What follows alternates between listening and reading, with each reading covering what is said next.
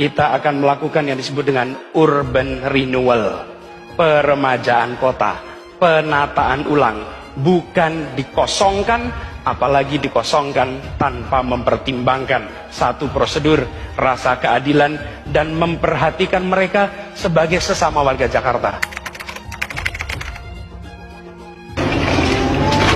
Tahun 88 sini saya, Pak. Berarti Ibu sempat milih Pak Anies dong? Sempat dukung Pak Gubernur Pak Anies, cuman Pak Anies gak tanggung jawab ini. Masa pemerintah rakyat, pemerintah kayak Pak Gubernur ya, katanya nggak ada janji, nggak ada penggusuran, entahnya begini jadinya. Tapi kan gubernur tinggal janji, katanya sebelum jadi gubernur Pak Anies janji tidak ada penggusuran. Udah kita itu dukung, ini imbalannya begini. Dan saya tidak ingin menjadi bagian dari daftar orang yang mengkhianati promotornya. Saya tidak ingin menjadi orang yang menjegal promotornya. Pak Prabowo hari ini adalah calon presiden dari Partai Gerindra. Saya tidak mau menjadi orang yang dibawa untuk berhadapan dengan Pak Prabowo dan menghentikan Pak Prabowo. Saya tidak mau. Dan saya katakan itu kepada siapapun yang datang kepada saya untuk berbicara tentang calon presiden. Saya menyatakan bahwa dengan penuh rasa tanggung jawab saya menerima pencalonan sebagai Presiden Republik Indonesia tahun 2024. Siapa presidennya? Apa partainya? Apa partainya? Siapa presidennya? Sudah berkali-kali garis bawahi, kami mengatakan berkali-kali sejak dulu, konsentrasi pada manusia, jangan hanya konsentrasi pada pembangunan benda-benda mati yang indah difoto dan bisa ditunjukkan dalam 5 tahun hasilnya. Justru yang harus ditonjolkan adalah pembangunan kualitas manusia.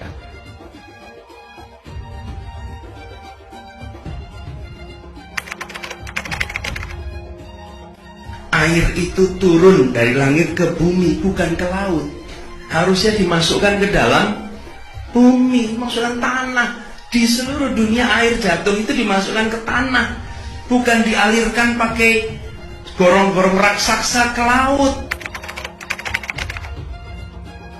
Pompa-pompa statusnya siaga, begitu juga di Bina Marga, pompa-pompa bawah yang biasanya disebut underpass itu dalam posisi on.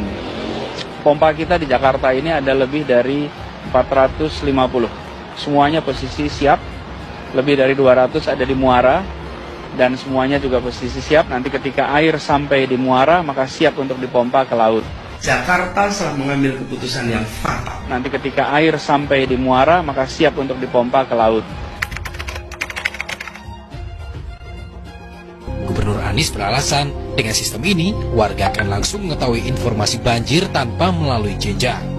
Bila ada kabar, maka pemberitahuannya akan langsung ke warga, tidak melalui jenjang.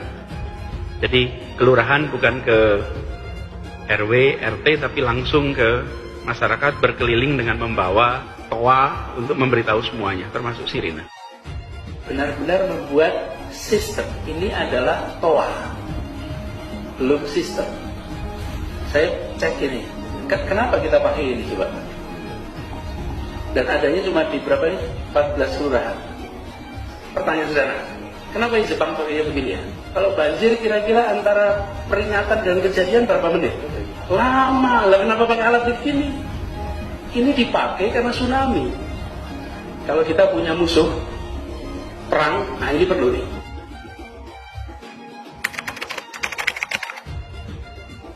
Air hujan yang turun di kawasan ini tidak dialirkan keluar, tapi dimasukkan ke dalam tanah. Di mana air-air hujan yang jatuh di kawasan kita jangan dikirim keluar halaman rumah, tapi siapkan lubang-lubang di dalam rumah, di perkantoran. Kalau ini kita lakukan, maka kita tidak menyumbang air keluar. Nah ini guys, situ kita lihat tuh sumber resapan di situ tuh malah membuat jalan jadi rusak guys. Pada saat itu juga dikatakan kondisi di sini minim penerangan dan juga hujan. Pada saat itu pengendara sepeda motor menghindari sumur resapan seperti yang terlihat di layar kaca. Memang di jalanan terdapat beberapa sumur resapan dan ketika menghindari sumur resapan dan pengendara sepeda motor ini jatuh dan masuk ke seberang jalan. Saya mohon kepada pemerintahan yang sekarang untuk mengevaluasi kembali sumur resapan yang selalu membahayakan pengendara.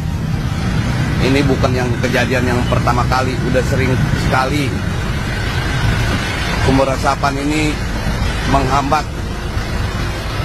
kendaraan-kendaraan pada jeblos. Lihatlah kejadiannya sekarang.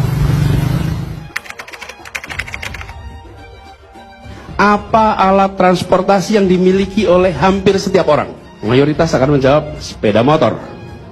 Bukan. Alat transportasi yang dimiliki semua orang adalah kaki. Kaki. Karena itu, yang harus dibangun pertama adalah untuk kaki. Ini gagasan.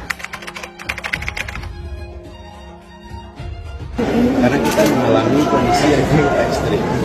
Sebagai contoh, pekan lalu hujan ada yang 140 mm sampai 180 mm yang biasanya dihitung harian. 140, 180 itu sangat lebat, bahkan 180 bisa bilang ekstrim.